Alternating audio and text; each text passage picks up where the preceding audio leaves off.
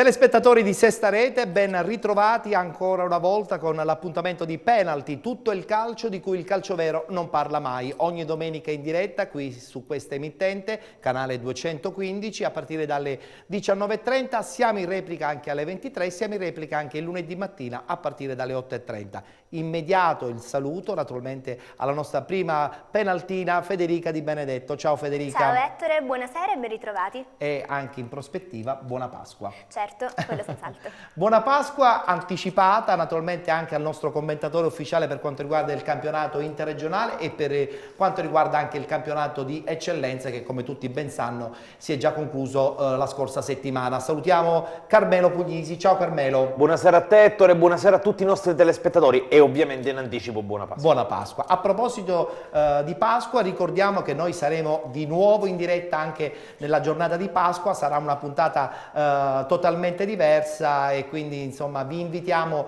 a vederci anche domenica prossima a partire dalle 19:30. E salutiamo subito i nostri primi due ospiti di questa puntata numero 19 di Penalty. Abbiamo qui con noi due componenti importanti di una squadra che ha disputato in maniera sorprendente il campionato di promozione. Parliamo dello Sporting Battiati e parliamo di mister Luca Di Gregorio che ritorna qui a Penalty. Ciao Luca. Buonasera, ciao Ettore, grazie per l'invito. Campionato straordinario, Sì. Poi nella parte finale c'è stato qualche intoppo, però poi sostanzialmente campionato positivo. Sì, devo dire di sì, per le nostre aspettative iniziali è andato alla grande veramente. Tra l'altro una squadra guidata anche in regia da un personaggio importante del calcio dilettantistico siciliano, catanese in modo particolare, capitano Paolo Spartano. Ciao Paolo, ben trovato. Buonasera. Secondo campionato alla grande, l'anno scorso vincente, quest'anno quasi vincente. Lo scorso anno siamo riusciti a vincere il campionato con lo Sporting Barriera,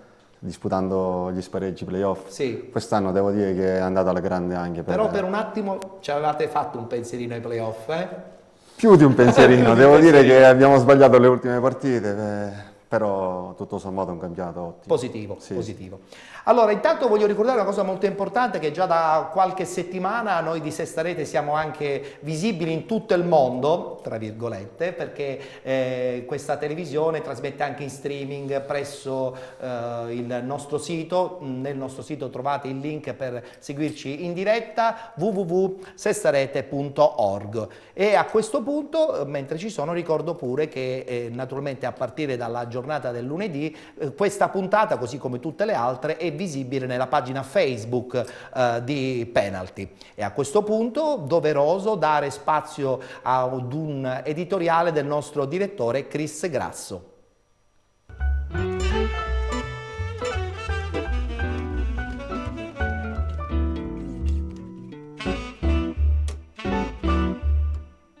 A nome della redazione di TG La Sesta, anche da parte nostra, i complimenti alle squadre che hanno ottenuto la promozione al campionato di Serie D, in quella che è stata una lunga e avvincente, come sempre, annata nel torneo di eccellenza.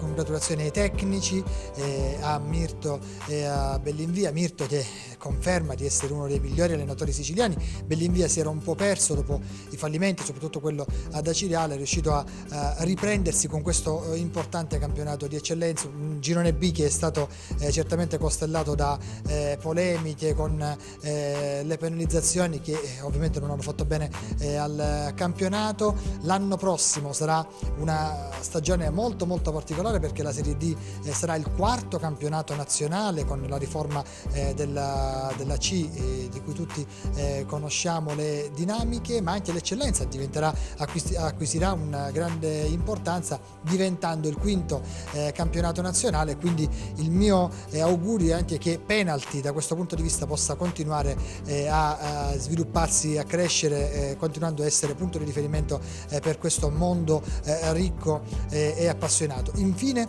gli auguri anche alle squadre che disputano i playoff. È un cammino lungo e tortuoso, ma anche da lì si può arrivare al campionato di Serie D, quindi anche da parte di TG La Sesta l'augurio alle squadre siciliane che andranno a imbattersi, ad affrontare questo importante cammino nei playoff.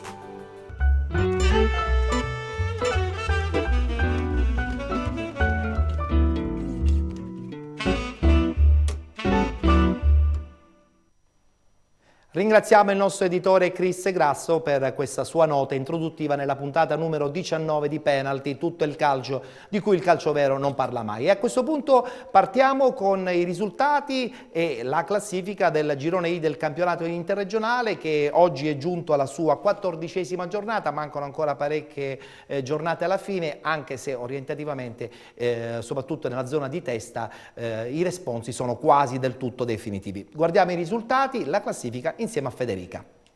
Due Torri Agregas 1-1, Nuova Gioiese Pomigliano 1-1, Battipagliese Cavese 3-2, Noto Interreggio 1-1, Vibonese Orlandina 0-0, Città di Messina Rende 1-1, Comprensorio Montalto Savoia 1-1, Licata Torrecuso 1-1. Ricordiamo che in questa giornata ha riposato l'Agropoli ed è stato escluso, come tutti già ben sanno, il Raguso dopo la quarta rinuncia avvenuta quasi a metà del campionato.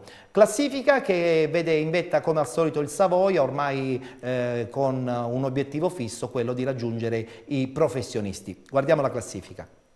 Savoia 75 punti, Agregas 66, Agropoli 56, Battipagliese 53, Torrecuso 51 punti, Cavese 49, Nuova Gioiese 45, Interreggio 42 punti, Pomigliano e Noto 39 punti, Comprensorio Montalto 38, Orlandina 37, Rende 33, Due Torri 32 punti, Città di Messina 30, Vibonese 29, chiude la classifica Licata a 20 punti. Classifica che ha visto la Cavese, l'Interreggio e la Battipagliese penalizzata di 1 punto, 3 punti di penalizzazione per il Licata e, come ho detto poc'anzi, Ragusa è stato escluso dopo la quarta rinuncia. A questo punto il tabellino del prossimo turno non si giocherà chiaramente domenica di Pasqua, ma si giocherà giorno 17 aprile e questa è la tabella riguardante gli incontri. Interreggio Battipagliese, Pomigliano Città di Messina, Agropoli Comprensorio Montalto, Torrecuso Due Torri, Savoia Licata, Vibonese Noto, Cavese Nuova Gioiese, Acragas Rende, riposa l'Orlandina.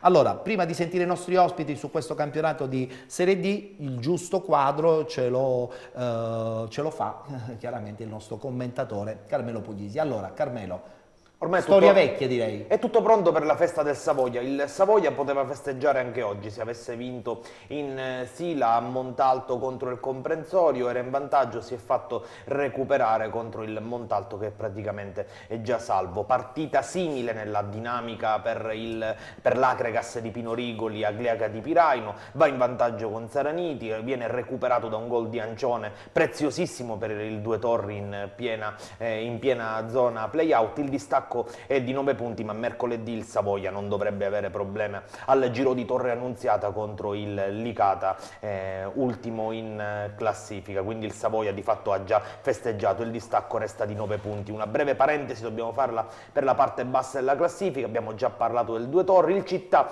di Messina di Panarello oggi ha sciupato un'altra occasione, non è andato oltre il pari in casa con il Rende, oggi per la formazione messinese era troppo importante vincere, anche per la formazione giallorossa i play-out sembrano scontati. Salvezza invece vicinissima per l'Orlandina di Galfano che coglie un punto prezioso a Bibo, considerato che mercoledì la formazione bianco-azzurra tirrenica avrà i 3 punti a tavolino della gara che si doveva disputare con il Ragusa. Di fatto anche l'Orlandina è pressoché salvo, da stabilire solamente gli scontri nella griglia dei play-out. Al momento si prevede un play-out fratricida fra Due Torri e Città di Messina, la terza siciliana sembra prossima, potrebbe retrocedere in eccellenza, anche se noi speriamo ancora, Ettore, in scontri incrociati in modo da mandare all'inferno le due calabresi e salvare le due formazioni siciliane. C'è ancora qualche settimana per cui possiamo sempre sperare bene, no? Ci mancherebbe. Sono queste 3 partite,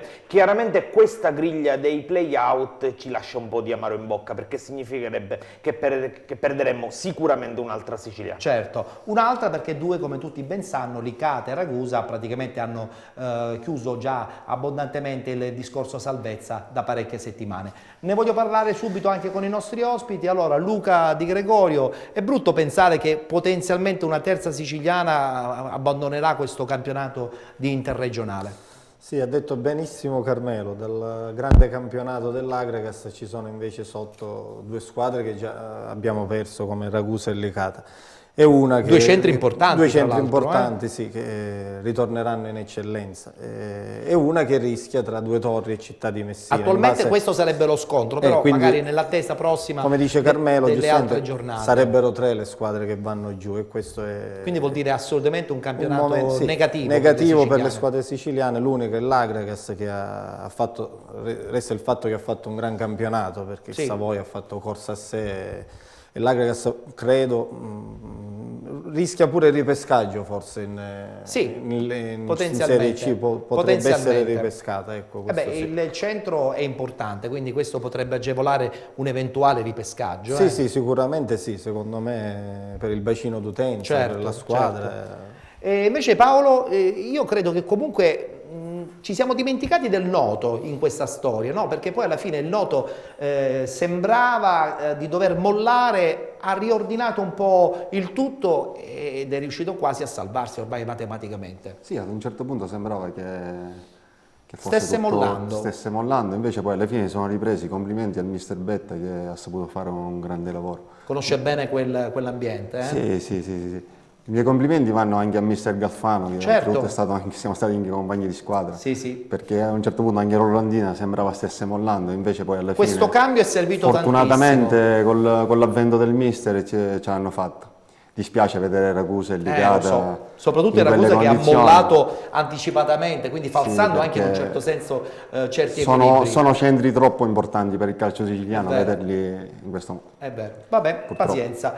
Carmelo, sul Noto vorrei sentire un po' anche il tuo parere, poi dopo andiamo in pubblicità. Il Noto ha fatto il classico campionato anonimo, era partito molto forte addirittura per un campionato d'avanguardia, anche perché c'era un discreto budget, poi c'è stata una crisi societaria, la crisi societaria è stata superata, però tante volte per l'ambiente magari è meglio paradossalmente disputare un campionato di bassa classifica, magari l'entusiasmo della lotta per la salvezza, giocare con la forza della disperazione che poi si disperde un po', si propaga a tutto l'ambiente. Tante volte i campionati anonimi come quelli del Noto finiscono un po' per passare in sordina, anche se comunque, come diceva Paolo, un applauso a mister Betta, perché comunque mantenere la quarta serie in una piazza importante come Noto è sempre un risultato di valore. È anche vero che questi campionati finiscono un po' per stancare l'ambiente. A Noto bisogna un po' capire cosa si vuole fare, o si punta in alto all'anno prossimo, perché insomma divacchiare nel calcio poi finisce per non portare, per non arrivare da nessuna parte. Da nessuna parte. Carmelo sempre in postazione, però devo dare subito il saluto e il benvenuto a mister Natale Serafino, mister della Ginca Scordia. Buonasera a tutti, grazie per l'invito. Lo sappiamo che sei sempre ben contento di venirci a trovare. Sì. Tra l'altro complimenti perché insomma primo anno di eccellenza anche come tua esperienza personale, quindi doppia soddisfazione perché hai portato a compimento un progetto, quello quantomeno di salvare la categoria. Abbiamo mantenuto quello che era l'obiettivo iniziale, anche con tanti problemi, ma alla fine ci siamo riusciti.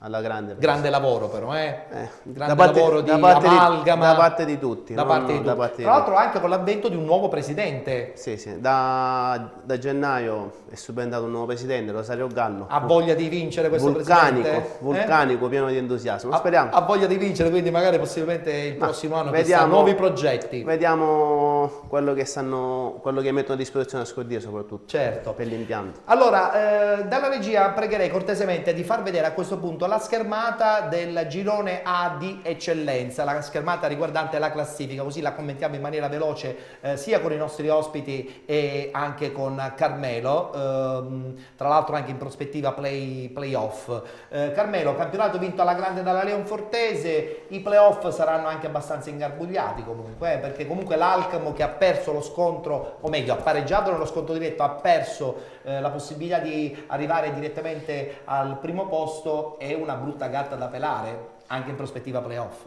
Diciamo che la settimana prossima la semifinale playoff prevede Alcamo-Marsala, che è una di quelle partite dove può veramente succedere di tutto, oltre che due squadre importanti, anche due blasoni a confronto. L'Alcamo, come abbiamo anche avuto modo di leggere in settimana, ha un po' subito lo shock della mancata promozione. È chiaro, c'era grande entusiasmo, c'era la voglia di vincere con la Leonfortese e di arrivare subito in Serie D, così non è stato. Piano piano si sta cercando di rimettersi a lavorare per preparare al meglio questa semifinale. È chiaro che l'Alcamo resta la grande favorita per il salto in Serie D. Vabbè, anche senza schermata, comunque dobbiamo fare un plauso alla Leonfortese. Il commento lo passiamo anche con i nostri ospiti. Leonfortese sino all'ultimo con il dubbio, poi alla fine ce l'ha fatta. Sì, il girone A è stato avvincente fino alla fine, fino allo scontro diretto di domenica. E Gaetano ha sovvertito tutti i pronostici, perché sentivo anche qui da voi che lo davano spacciato quasi, quindi invece ha fatto un bel lavoro e gli faccio i complimenti. Siamo stati anche compagni di squadra proprio a Battiati qualche anno fa, quindi ha fatto veramente un bel campionato. Il prossimo anno, Paolo, secondo te la Leonfortese che ruolo dovrebbe avere nel campionato di Serie D? Ma io spero che abbia un ruolo importante anche nel campionato di Serie D. D'altronde Mirto mi sembra un ragazzo abbastanza preparato. Tra l'altro i risultati da un po' d'anni gli stanno dando ragione. Anche se vorrei fare un plauso anche all'Alcamo, del mio amico Riccardo Chico, che alla fine diciamo che nel calcio sarà la squadra da battere nei playoff, sicuramente. Sì. Secondo me avranno la meglio, perché è stato, se non sbaglio, un calcio di rigore sbagliato. Sì, calcio di rigore sbagliato nel secondo tempo. E quindi poi i dettagli, dico, un po' di fortuna, insomma, un po' di sfortuna. La vittoria si è fermata a 11 metri. Da infatti. Natali, invece tu cosa pensi che succederà adesso a Leonforte? Insomma, l'atmosfera sarà galvanizzata, per cui punteranno anche ad andare ancora avanti? Guarda, loro stanno vivendo un sogno che non l'avevano messo in preventivo, perché sono partiti per fare un campionato di salvezza tranquilla. L'ho incontrati in amichevole quest'estate, quindi conosco un po' l'ambiente, avendo allenato da quelle parti di Nicosia, quindi conosco un po' qual è l'ambiente là. Hanno un presidente che è abbastanza ha voglia sempre di vincere, non basta mai per lui. Potrebbe essere la sorpresa il prossimo anno, l'impressione che comunque questo pensiero tuo... hanno tutte le potenzialità per fare bene, perché hanno una struttura che insomma da un'altra categoria, quello che è campo e poi tutto l'ambiente. È vero. Anche se io penso, Ettore, che comunque è vero che quest'anno Gaetano Mirto ha fatto un grande lavoro, secondo me però la squadra ha bisogno di parecchi innesti per essere competitiva in Serie D. È una squadra che ad oggi è una squadra molto giovane, molto fresca, ma secondo me nella quarta serie dell'anno prossimo è un'altra cosa. Faticherebbe molto qualora non venisse rafforzato un po' in tutti i reparti. È vero. A proposito di Leonforte, a proposito della cavalcata vincente della squadra di Mirto, guardiamoci questa bella clip che in un certo senso fa rivivere i momenti più importanti, soprattutto nella gara con l'Alcamo, i momenti che hanno portato appunto la squadra ennese a vincere il campionato e quindi ad approdare nel campionato di Serie D.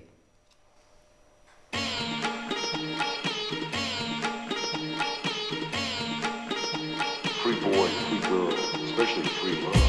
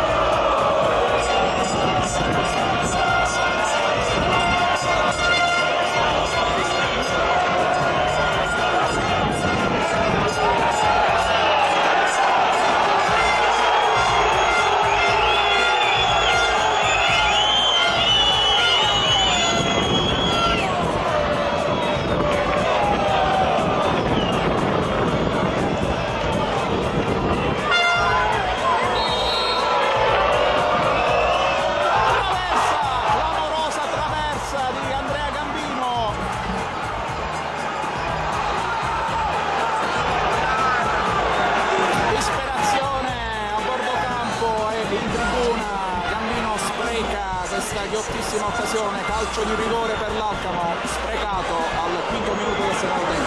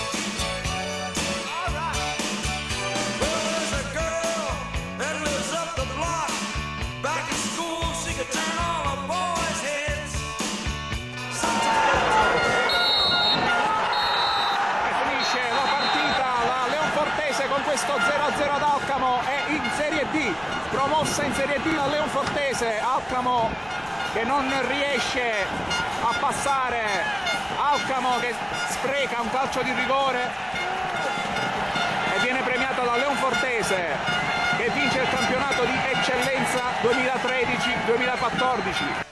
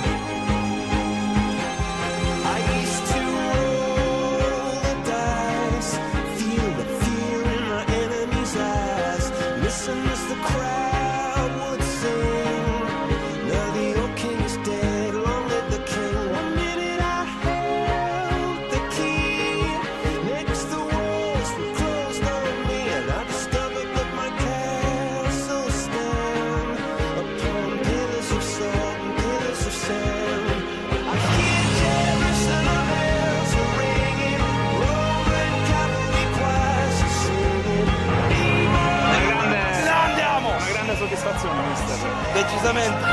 Quest'Alcamo ha attaccato da tutta la gara. Quest'Alcamo meritava di vincere, ma è il nostro anno, siamo fortunatissimi oggi. Mister, lo vedremo anche il prossimo anno sulla panchina della Leonfortese? E ci godiamo intanto la Leonfortese, il salto in Serie D. Okay. Su questo campo come vi siete trovati? Si è tanto parlato delle condizioni del campo di Alcamo non ottimali. E noi siamo abituati come loro, noi, il nostro campo è uguale a questo, quindi non abbiamo problemi. L'Alcamo oggi è stato grande. Mister, all'inizio di questa stagione sinceramente lei si aspettava di arrivare a questo punto? No, per niente, eravamo partiti per salvarci anche con i play-out. Merito di un grande gruppo, veramente, ho dei ragazzi fantastici, hanno sempre dato l'anima in campo, sicuramente non siamo i migliori, non siamo tecnicamente validi, ma abbiamo tanto cuore e con questo vinciamo le partite. Che cosa ha pensato quando l'arbitro ha concesso quel rigore all'Alcamo? Uno rigore gli ha concesso, ho pensato che appena l'hanno sbagliato non avrebbero più vinto la partita, era la nostra giornata. Era la nostra giornata. Comunque, ti faccio tanti auguri, ringraziamo Mister.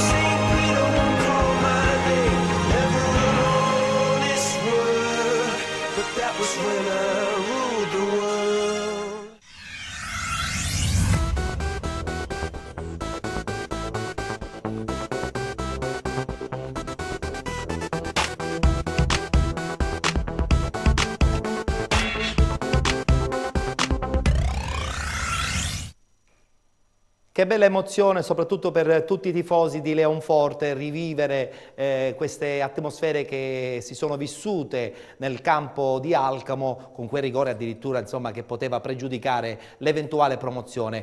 Carmelo, 30 secondi finali sulla Leonfortese mi sembra giusto e doveroso. Alla fine ha meritato, ripeto quello che abbiamo detto la settimana scorsa, non era la squadra più forte, ma proprio per questo forse questa vittoria di campionato è ancora più meritata. E ribadisco, con qualche puntello anche una salvezza tranquilla in Serie D sarà possibile. Benissimo, adesso parliamo del girone B del campionato di eccellenza. Abbiamo un ospite che lo ha vissuto in prima persona, essendo l'allenatore del Gym Cascordia. Guardiamo la schermata della classifica, così anche la possiamo commentare insieme anche al nostro ospite riguardante il girone, ma anche gli altri profondi conoscitori del calcio dilettantistico, Luca Di Gregorio e Paolo Spartano. Allora, classifica che ha visto in vetta in maniera quasi definitiva già da parecchie settimane questa Tiger Brolo, che poi alla fine penso abbia anche meritato. Paolo. Scusami, Natale.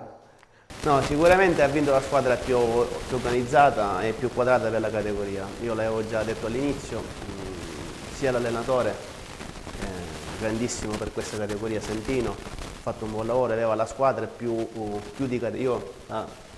Più di categoria. Lasciamo da parte tutte le polemiche, comunque punti persi, punti dati, punti che si sperava che ritornassero.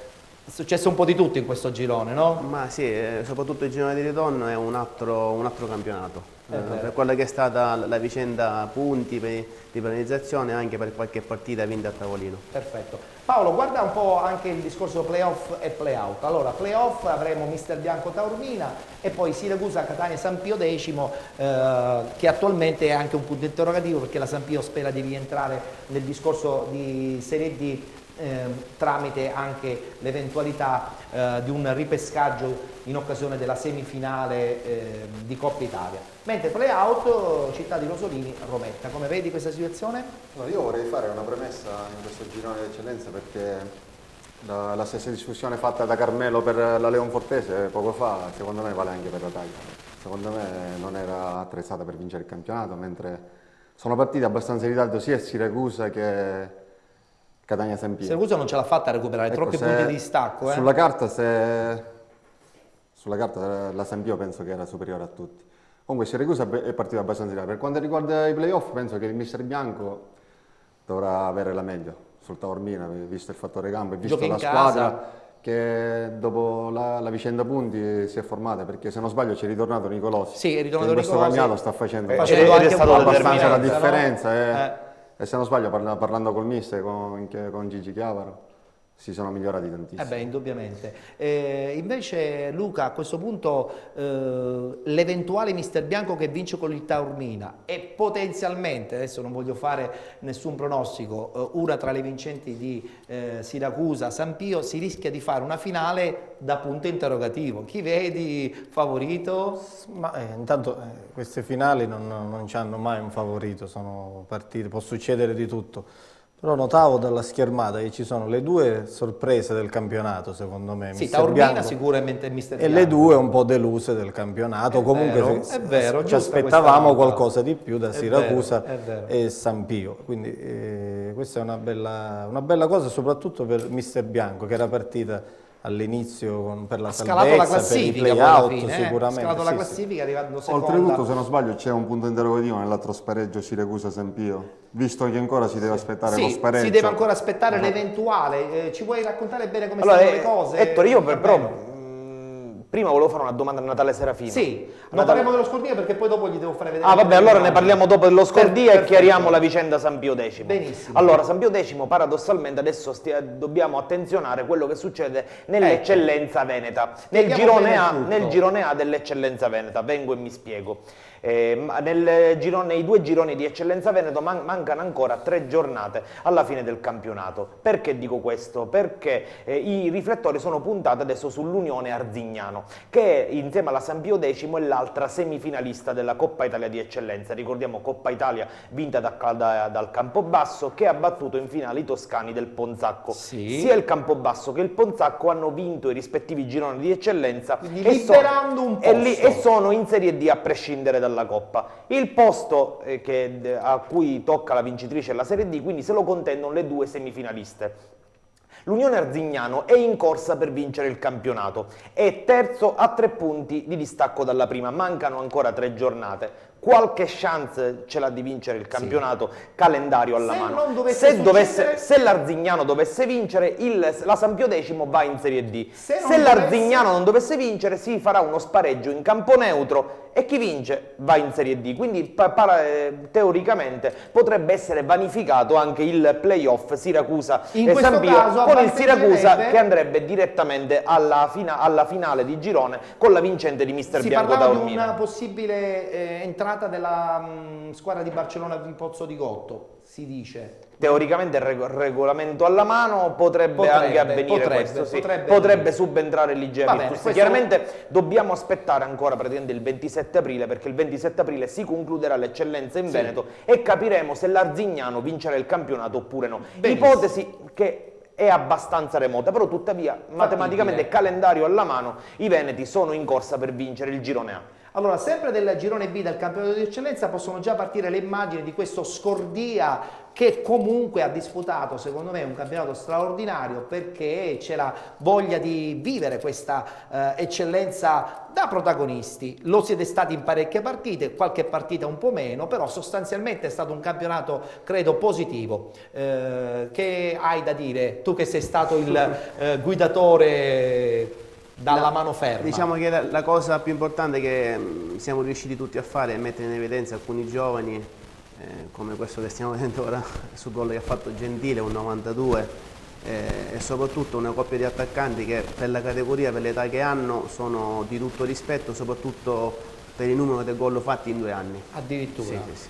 Bellino è chiuso quest'anno a 17, Osman è chiuso a 14. E sono numeri!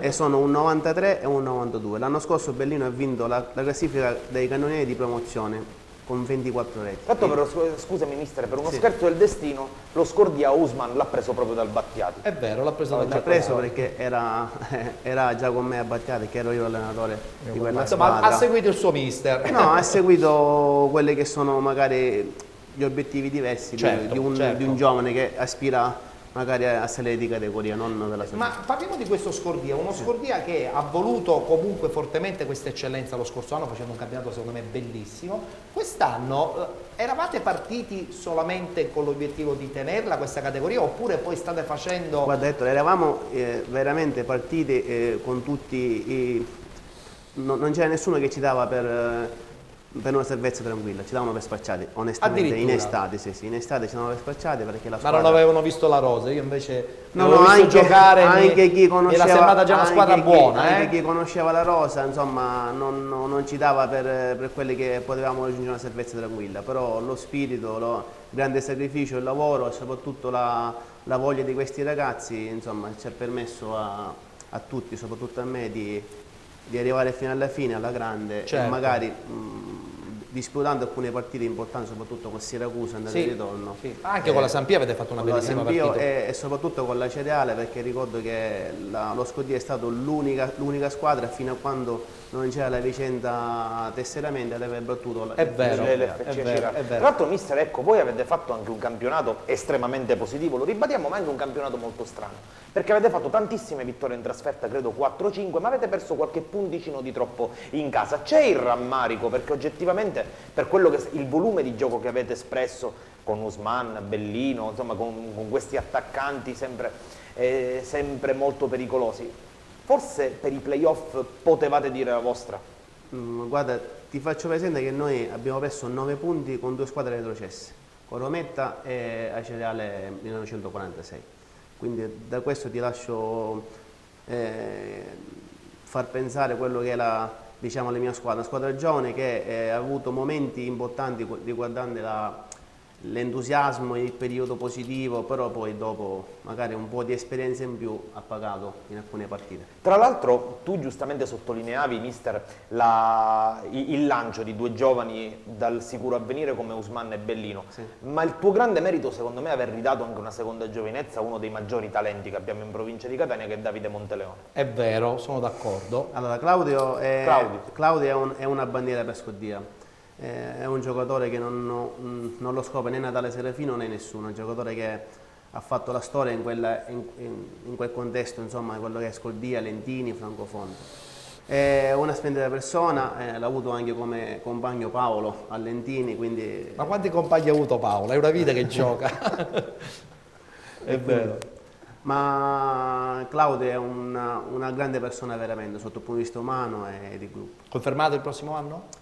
Confermato chi? L'allenatore o Claudio? Vabbè, l'allenatore credo di sì, Claudio. No, l'allenatore deve aspettare il presidente, che ci sono dei piccoli problemi riguardanti la gestione dello stadio, quindi ancora non Quindi ancora il presidente non ha messo le basi per il nuovo progetto 2014-2015. Aspettiamo qualche settimana, ci riposiamo tutti. Giusto. Poi dopo anche Pasqua, perché il campionato è stato intenso, voglio dire, ogni domenica. Dopo Pasqua andremo magari a valutare la situazione prima di Scodia, poi magari Ma a te piacerebbe tornare comunque di nuovo a Scodia anche la prossima stagione? Io sono legato a questo paese perché giustamente mi ha dato il mio lancio, insomma, su quello che è il panorama calcistico, però come ogni allenatore, come anche Luca ce l'ha un sogno nel cassetto, è quello sempre di migliorare. Certo, è giusto, quindi giusto. Aspettiamo prima cosa... Può darsi che arriva qualche proposta. No, io mi auguro che... Se non è già arrivato, che non se ne parla, ma... Insomma, io mi auguro che il mio presidente, Rosario Gallo, riesca ad ottenere la gestione dello stadio e a fare una squadra importante a Scodia. Benissimo. Questo è il mio augurio. Allora noi ti auguriamo chiaramente un buon proseguo. Grazie. E anche un in bocca al lupo per la prossima stagione, speriamo. qualunque essa sia la sede, così siamo generici e non diamo nomi. Questa trasmissione porta un po' fortuna a me. L'anno scorso mi avete invitato È vero. alla fine con la vittoria del campionato, quest'anno È vero, con la salvezza, è vero. per Portiamo me- fortuna a tutti i nostri ospiti, è vero. Pochissimi hanno detto al contrario, quindi siamo contenti. Qualcuno dice di no, vedo dall'altra parte della telecamera. Va bene, allora abbiamo chiuso anche questa bella parentesi dedicata al campionato interregionale e due eccellenza. A questo punto ci dobbiamo fermare, abbiamo la pubblicità, però prima salutiamo Carmelo che... anzi no, facciamo una cosa, rimane ancora almeno per altri due gironi del campione di promozione. Oggi facciamo un'eccezione anche perché Francesco Rametta non è presente nei nostri studi oggi, per cui lo sostituirai, ma sicuramente in maniera fantastica. Mentre invece Federica, che fai? Vuoi rimanere pure tu? C'è Giulia che ansia. Quindi dovrai allora abbandonare il programma. Sì. Vabbè, ma solo per questa settimana. Ci mancherebbe. Ci rivedremo settimana prossima senz'altro. Perfetto, allora nel frattempo mi lanci la Io pubblicità. ovviamente auguro un buon proseguimento di serata a voi in studio, ai nostri telespettatori, e adesso vi lascio con la pubblicità.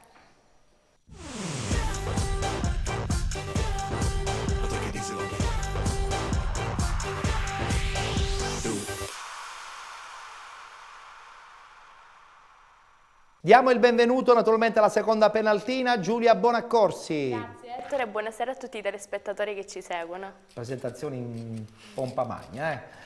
A questo punto parliamo del campionato di promozione, abbiamo sempre in postazione Carmelo Puglisi, parliamo subito del girone A del campionato di promozione, girone vinto alla grande dal Paceco, una ridente cittadina nella provincia trapanese. Abbiamo la schermata play-out e play-off, così possiamo anche capire bene come è andato questo girone A, che noi di penalty tra l'altro abbiamo anche seguito con molto interesse, perché sappiamo che anche nella zona del trapanese, del palermitano, questa tipologia di calcio è molto seguita, quella del dilettantismo. Se è pronta la schermata, eccola qui, perfetto. Allora abbiamo detto che in eccellenza va il Paceco, play-off Cefalù Monreale, Dattilo Salemi, play-out Delfini Vergine Maria Fulgatore, mentre sono retrocessi in prima categoria Città di Carini e Strasatti. Non vi dico se conoscete queste squadre, le conoscete i nostri ospiti? Sì. Le conoscete? Sì. Su tutti forse il Paceco, forse il Cefalù. Salemi pure. Salemi è un bel Cefalù, centro. anche il Cefalù. Ho capito. A proposito sul Paceco, abbiamo da mandare un video sulla bella vittoria finale del Paceco che raggiunge la sospirata eccellenza. Guardiamo questa bella clip.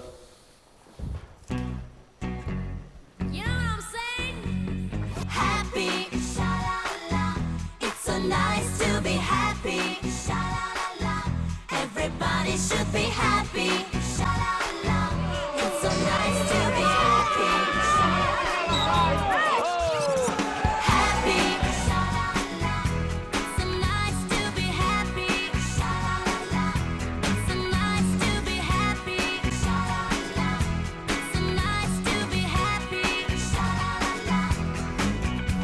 I wanna take it to my world to be happy, 'cause I can live without your love. Yes, you know, I've never needed anyone to be happy, but that's the way that things go wrong. Yes, you know, I was afraid to open my eyes. Don't even know how many tears that I've cried. Now that I found the love of my life, I don't get down, down, down, down, down. Happy, sha-la-la. It's so nice to be happy, sha-la-la. Everybody should be happy, sha-la-la. It's so nice to be happy, sha-la-la. I've never been in love before, and I'm happy, 'cause you're the one I'm looking for. Yes, you know, you bring the sunshine into my life. Your lips are burning and the feeling is bright. I can't believe it's true that you're mine. Don't let me down, down, down, down, down. Happy, sha-la-la. It's so nice to be happy, sha-la-la. It's so nice to be happy, sha-la-la. It's so nice to be happy, sha-la-la. Everybody should be happy.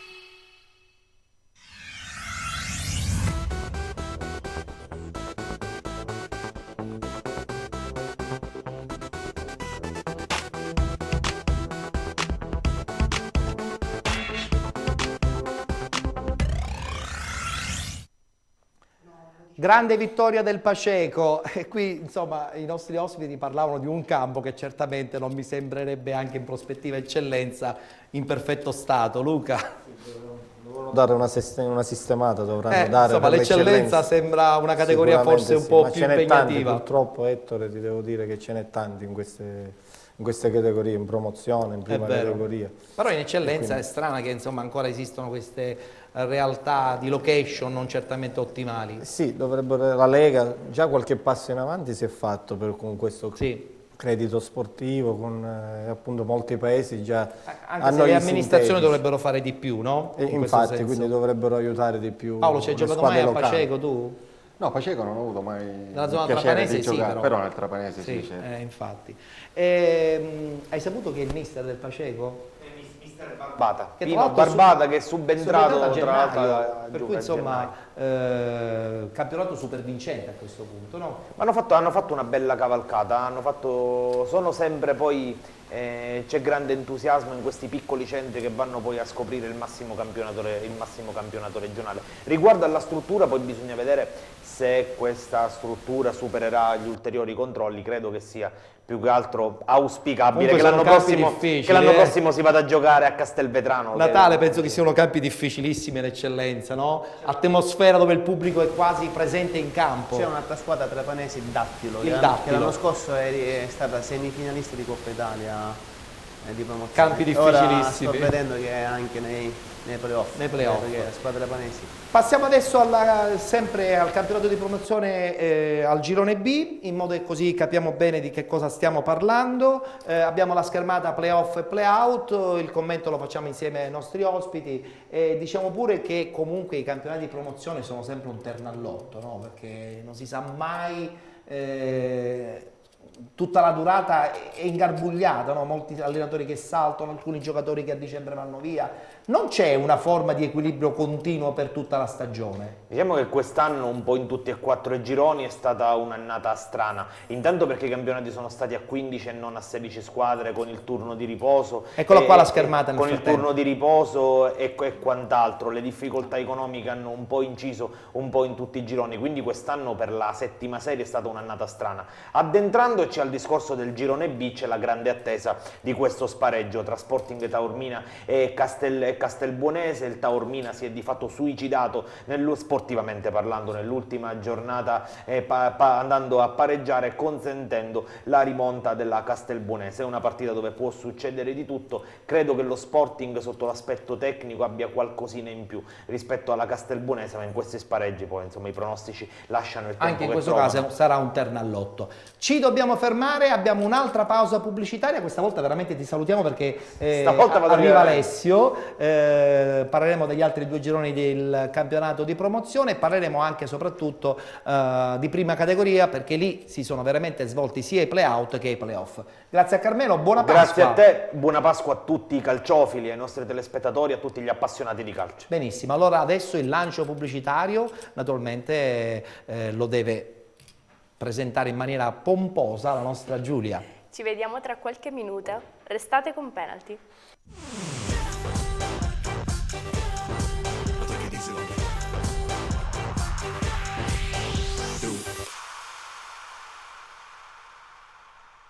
Tutto il calcio di cui il calciovero non parla mai, ogni domenica sera in diretta alle 19.30 su Sesta Rete, siamo in replica alle 23, siamo in replica anche domani mattina a partire dalle 8.30. Il saluto immediato ad Alessio Patti. Buonasera Ettore, buonasera agli ospiti e ai nostri telespettatori. Con te parleremo anche dei 2 gironi di promozione e naturalmente anche quelli di prima categoria, perché il calcio a 5 riposa. Sì.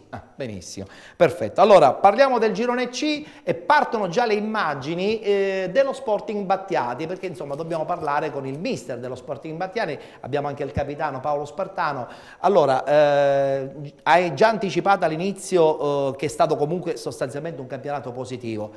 Cos'è che allora non è andato secondo te in questo Sporting Battiati 2013-2014? Allora, che domanda cattiva che ti ho fatto. No, ma non c'è stato qualcosa che non è andata. Io dall'anno scorso ho preso in mano questa squadra, è stata la mia prima esperienza, ci siamo salvati senza i play-out contro tutti che dicevano che il Battiati non ce l'avrebbe fatta. E invece? Quest'anno abbiamo migliorato quella posizione, abbiamo fatto 46 punti rispetto ai 42 dell'anno scorso, sì, con 2 partite in meno perché il campionato quest'anno era era 15.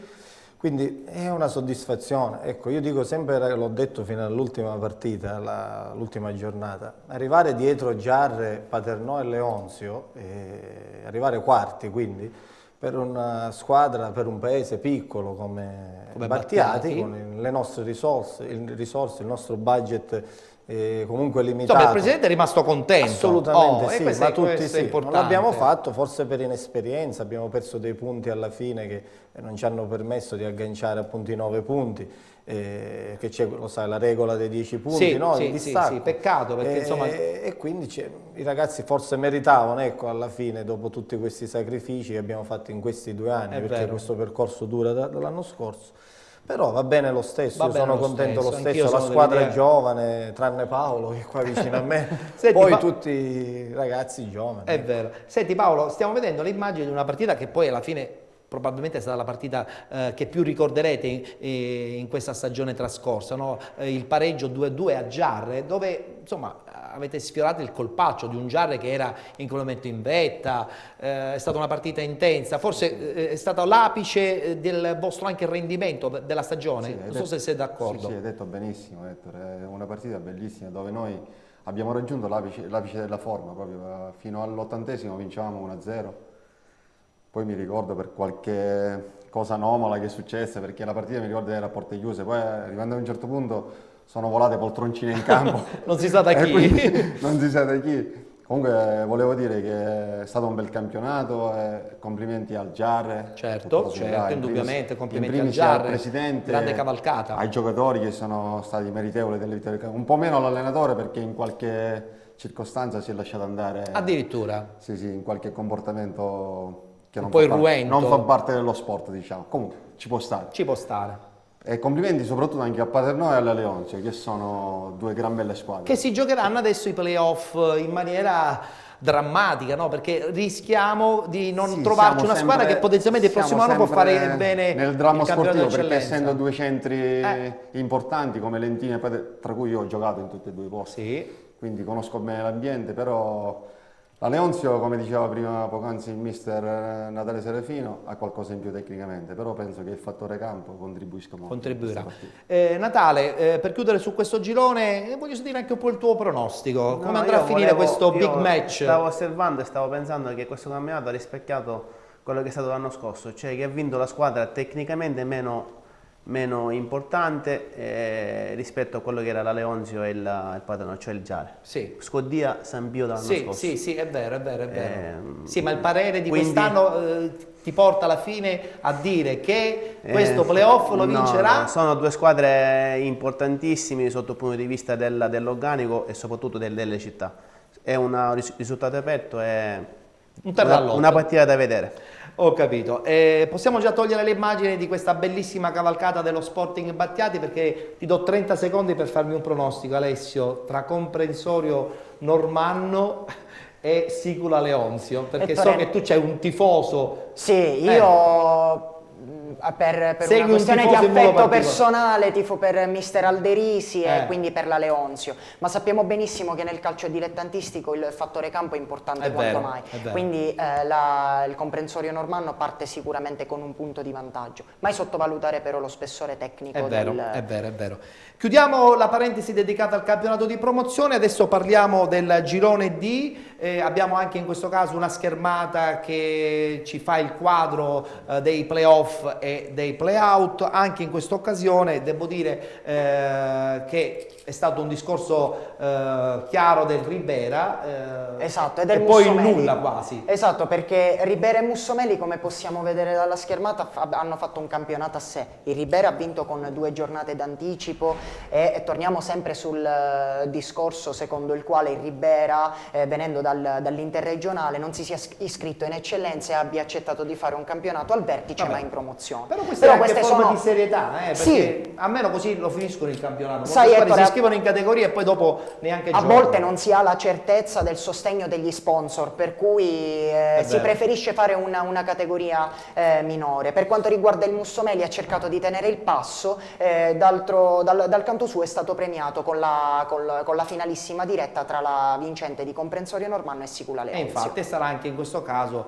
uno scontro molto importante. Abbiamo quindi chiuso il campionato di promozione. Ho voglia di parlare di bambini, perché noi di Penalty seguiamo moltissime scuole calcio. Siamo andati a trovare la scuola calcio del Real Catania, ci siamo divertiti tantissimo, abbiamo realizzato una short version di questo servizio e vi anticipo subito che la versione integrale la vedrete proprio nella puntata di Pasqua. Guardiamola insieme, Real Catania.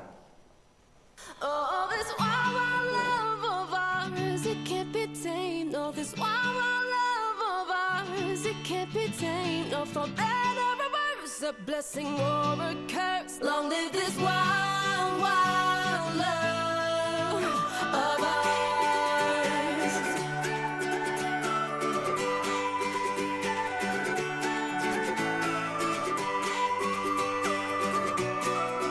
Long live this wild, wild love. Oggi a Penalty una puntata speciale dedicata interamente alla scuola calcio Real Catania.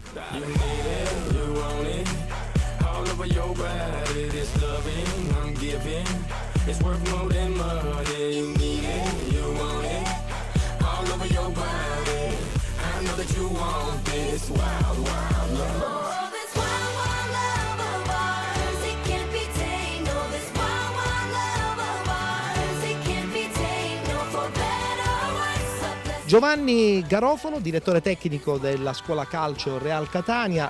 complimenti intanto per la struttura. Grazie, la struttura non è nostra di proprietà, però insomma la gestiamo in questi giorni in cui facciamo la nostra attività e sì, direi che è un fiore all'occhiello, anche perché poi venendo con la macchina dalla strada già si vede questa piccola bomboniera. Sì, siamo molto soddisfatti di fare attività qui, ci stiamo trovando molto bene quest'anno. Perché noi abbiamo una programmazione della quale annualmente mi occupo proprio personalmente, insieme alla collaborazione dei miei allenatori. Ogni anno sviluppiamo una programmazione e anno dopo anno la aggiorniamo, quindi l'anno prossimo verrà aggiornata, definiamo degli obiettivi mese dopo mese, cerchiamo di raggiungerli, che ovviamente differiscono secondo la fascia d'età del bambino, e poi sì, coordino tutto il lavoro anche da un punto di vista delle varie attività settimanali. Insomma, mi occupo personalmente di fare dei test di ingresso ed uscita dei bambini per poter monitorare quelli che sono miglioramenti e speriamo mai peggioramenti di quella che è la nostra attività dei bambini. Quindi sì, diciamo che sono un po' il coordinatore di questo staff, però comunque è molto piacevole, anche abbastanza sereno poter soddisfacente. Sì, sono tutti allenatori in gamba, quindi mi fanno lavorare di meno proprio perché sono in gamba loro. Cette fois c'était la dernière. Tu peux croire que c'est qu'une crise, mate une dernière fois mon derrière. Il est à côté de mes valises, tu diras au revoir à ta mère. Elle qui t'idéalise, tu ne vois même pas tout ce que tu perds. Avec une autre, ce serait pire. Quali sono le problematiche di questa categoria? Loro sono nati tra il 2006 e il 2008. Vabbè, la problematica, diciamo, non sono problematiche. I bambini qua è insegnare a divertirsi attraverso determinate regole.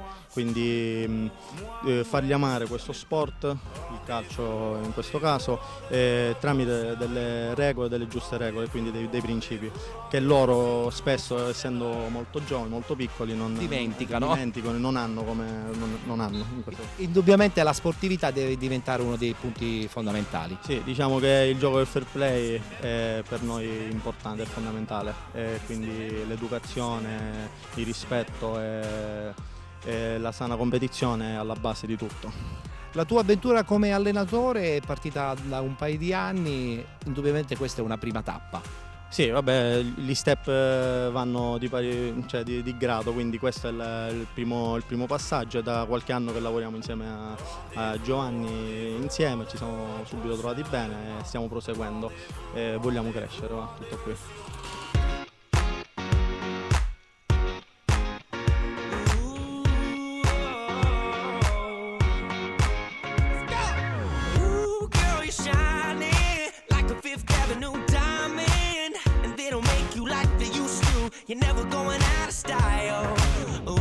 Uno dei tecnici della scuola calcio Real Catania di Catania, ovvero mister Alfio Grasso, che guida la squadra dei Pulcini, categoria importantissima perché poi dopo, con il passaggio negli esordienti, ci sarà il primo grande stacco dalla fase adolescenziale del pseudo calciatore a quella che magari un giorno può diventare la loro fortuna, chissà.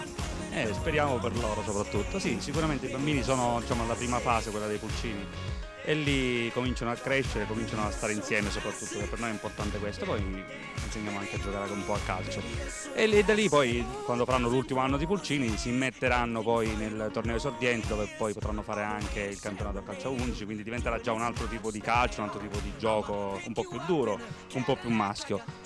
Noi per adesso stiamo lavorando con i piccoli, ci stiamo divertendo, siamo anche in tanti, sono insieme ad Andrea Nasisi che mi collabora, siamo quasi una trentina di bambini e quindi dico, i bambini sono di età diverse perché sono 2005, 2004, 2003, sono insieme, quindi crescono, si rafforzano, soprattutto cominciano a sentire il pallone nei piedi, ad avere un po' di idea di quello che è il calcio, però sempre in maniera molto giocosa.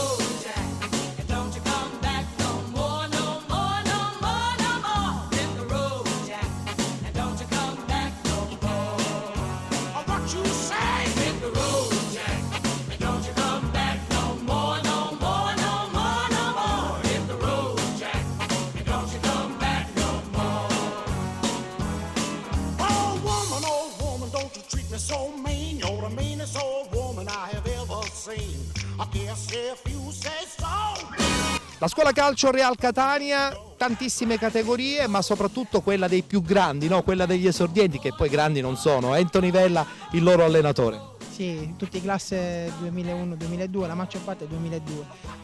Una bella esperienza, i bambini danno tanto anche a noi. La cosa più bella è che questi bambini poi alla fine si sentono anche coinvolti, perché qui c'è veramente uno spirito di famiglia straordinario nella scuola calcio Real Catania. Sì, questo grazie al nostro direttore Garofalo. Giovanni è uno che unisce molto le persone a cui stanno vicino. Sì, direi c'è un bel progetto con il presidente, un ottimo progetto. È chiaro che però in questo caso parliamo anche dei risultati, no? Perché gli esordienti è la categoria dove comunque ci sono le prime classifiche, seppur quasi per gioco.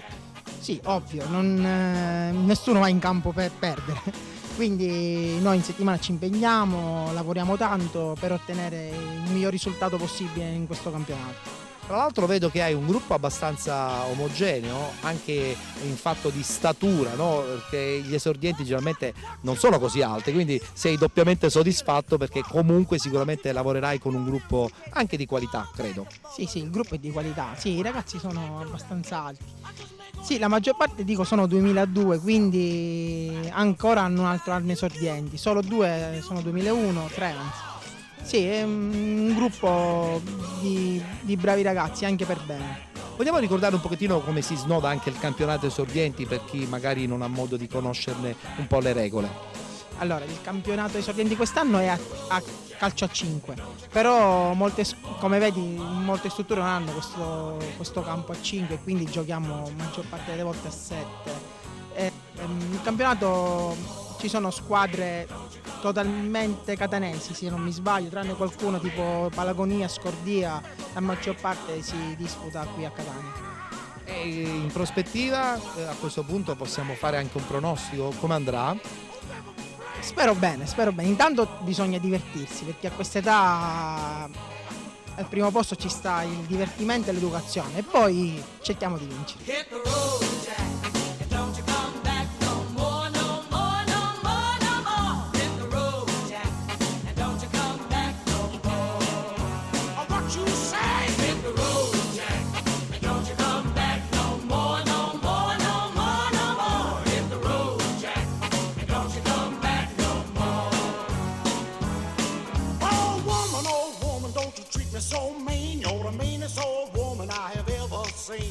I guess if you say so, I'll have to pack my things and go. That's right, hit the road, Jack, and don't you come back no more, no more, no more, no more. Hit the road, Jack, and don't you come back no more.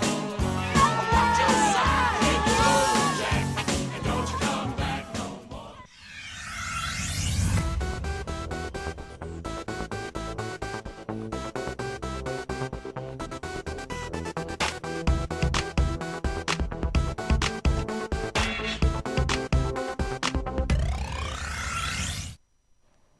Vi voglio ricordare che domenica prossima nella puntata pasquale di Penalty vedrete la long version di questo servizio dedicato alla scuola calcio Real Catania. A proposito di scuola calcio, Luca, voi come siete messi a scuola calcio a Battiati? Ancora assolutamente fermo, ne parlavamo prima, se non c'è la struttura. È importante però, il campo che abbiamo visto nelle immagini non si può fare.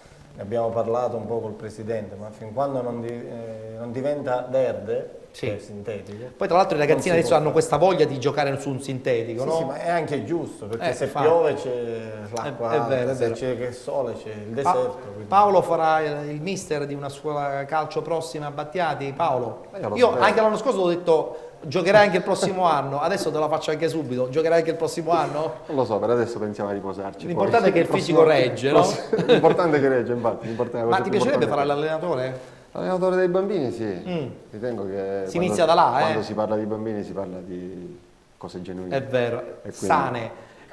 Il calcio vero. Il calcio vero. Mentre invece per Natale, insomma, i ragazzini sono importanti, ma tu adesso stai guardando altre prospettive, no?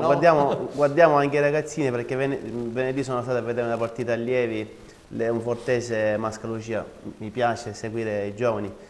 No, era campionato juniores. Juniores, scusa, juniores. Tra l'altro Juniores. colgo l'occasione per confermarti che in città di Mascalucia ha perso 2-1 a Leonforte, ma si è classificato ai quarti perché aveva vinto 3-1. Infatti, complimenti alla squadra di Spina. Sì, sì.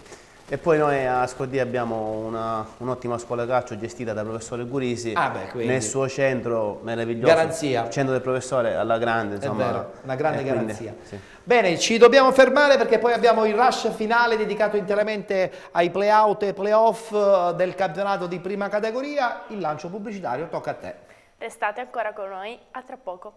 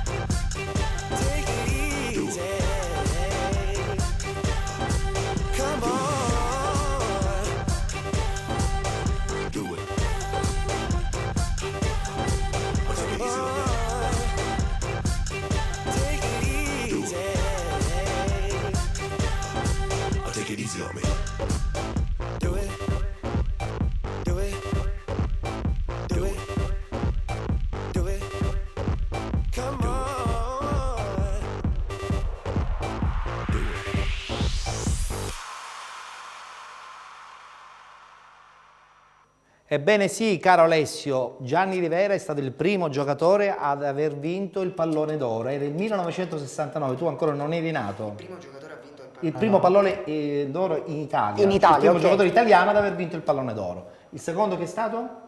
Non lo so, mi trovo impreparato. So chi è stato il primo in assoluto nel 56, Stanley Matthews, alla veneranda età di 50 anni, però questo non... Calcio d'altri tempi. Adesso parliamo di prima categoria, subito la schermata del girone A e vediamo subito com'è andato il discorso dei playoff e dei playout. Parliamo di prima categoria, lo facciamo insieme naturalmente anche alla nostra Giulia, un solo risultato per cui insomma non dovremo avere problemi. Eccolo qua. Partinica Audace, Città di Casteldaccia 0-1. Retrocedono in seconda categoria il Bonagia Sant'Andrea e di Lampedusa che tra l'altro si era già ritirato. Come andrà invece la finale, Alessio?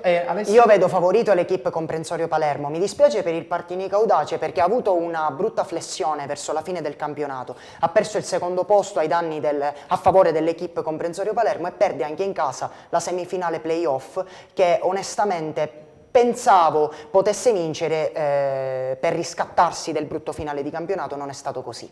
E vabbè, pazienza.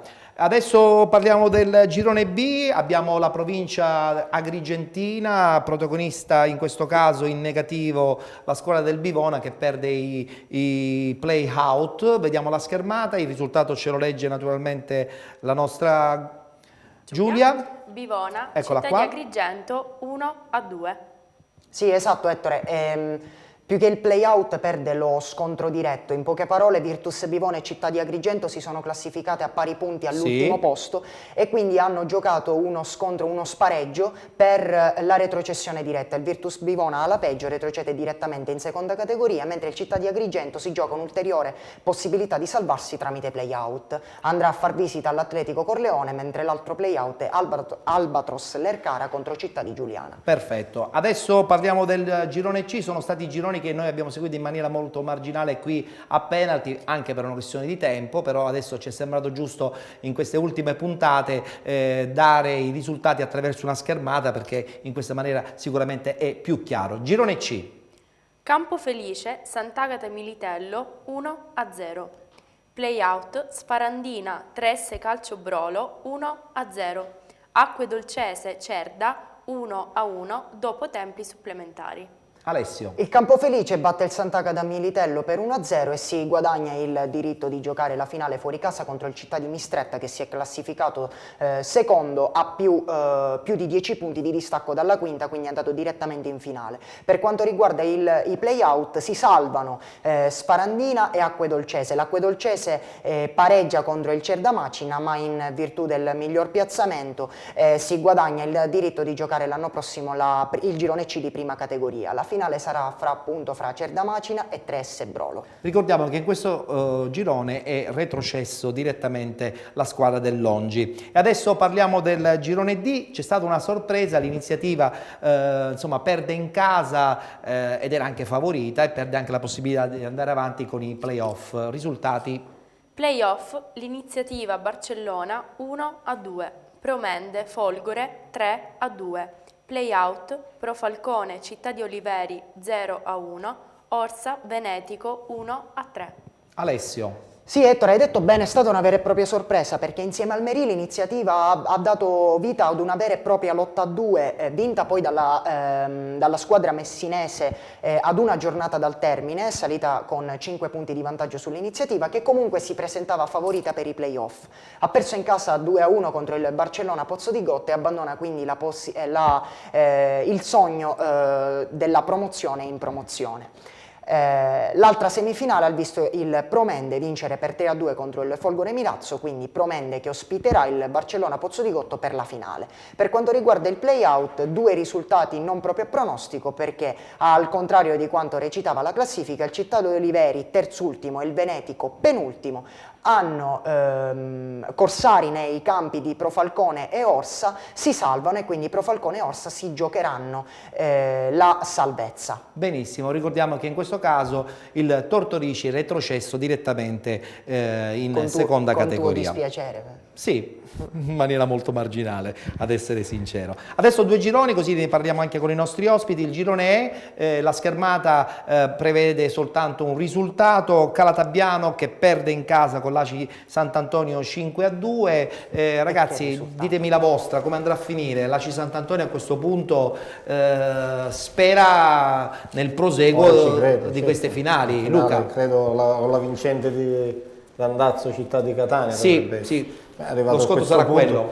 Dopo una vittoria così, appunto, anche col numero, con 5 gol a Calatabiano, che è un campo difficile, ora se la gioca. Paolo? Sì, io penso che ci dovrebbe essere lo scontro di Sant'Antonio e Città di Catania. Città di Catania e Città di Randazzo che giocheranno. Sì, io penso che Città di Catania sulla carta dovrebbe avere la meglio rispetto a Randazzo. È vero. E quindi sarà una gran bella partita con la C Sant'Antonio. Natale, la C Sant'Antonio ha un piede, per mezzo piede. Il risultato non è una sorpresa, perché conosco sia l'allenatore che Lucio Tosto. Sì. Tutto rispetto, e buona parte dei giocatori che sono di categoria superiore, quindi leggermente avvantaggiati. Il risultato di oggi non è una sorpresa, ma quindi a prescindere dalla squadra che andranno a incontrare, li vedi favoriti.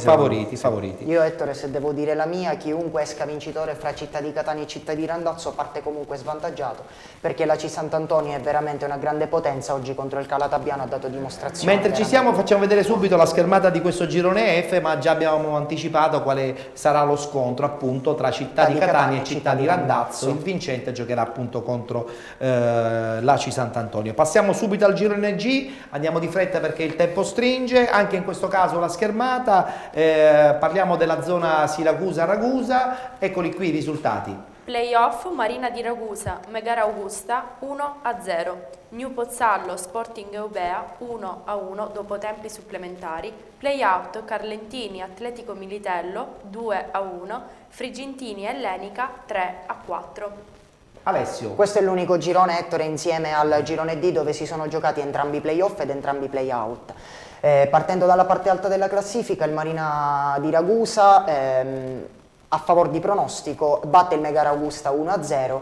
La New Pozzallo contro lo Sporting Eubea ha la meglio solo grazie alla miglior classifica, perché il punteggio di 1-1 fa passare la squadra di Pozzallo solo per quanto riguarda il miglior piazzamento. Quindi finale a Marina di Ragusa contro Marina di Ragusa New Pozzallo, che secondo mister Serafino è già decisa. Ora ci dirà lui a favore infatti, perché so che sei andato a vedere Carlentini, Atletico Militello. Sì, ho visto questa partita di play-out. Il Militello non ha per niente meritato la sconfitta, ha fatto una grossa partita, però nel calcio gli episodi purtroppo queste partite sono quelle che fanno la differenza, sono e Calendite stanno fortunati. È vero. E chiudiamo con il girone H, abbiamo soltanto un risultato da far leggere a Giulia, oggi è stato un lavoro molto leggero, no?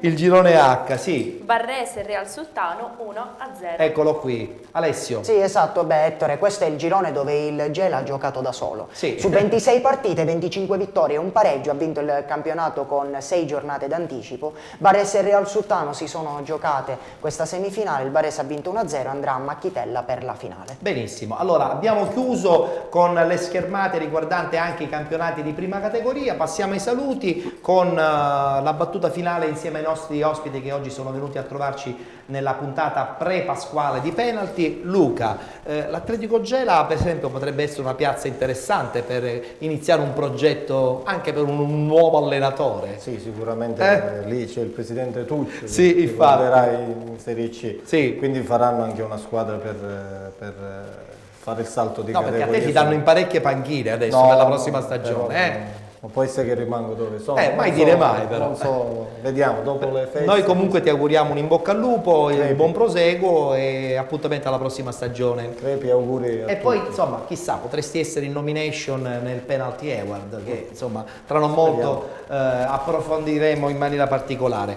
Paola, hai detto che non appenderai neanche quest'anno le scarpette al chiodo, quindi continuerai a vincere campionati? Lo spero di vincere qualche campionato ancora, però scherzi a parte, vediamo come dopo le vacanze come ci sentiamo. Insieme a Luca? E poi valuteremo. Insieme a Luca, insieme Vi trovate a bene? altro, Insomma, sì, lui... ma io sono un tipo che mi trovo bene. Sì, lo sappiamo. Tu sei un allenatore in campo, quindi non ci sono problemi. E in queste categorie fa tanto avere un allenatore in campo. Dico bene, Luca? Sì. Io invece ti volevo fare i complimenti per la trasmissione. Grazie.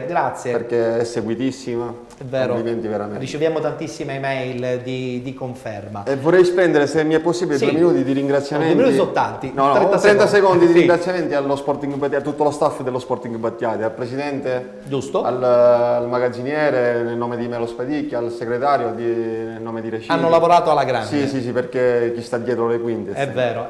Ogni domenica lavoro. È una domenica di sacrificio.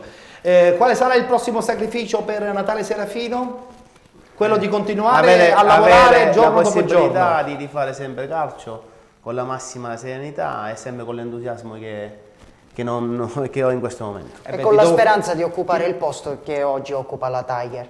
Ma ci spero come ci speriamo tutti gli allenatori. La mia domanda però a quel punto veniva quasi spontanea. A Scordia?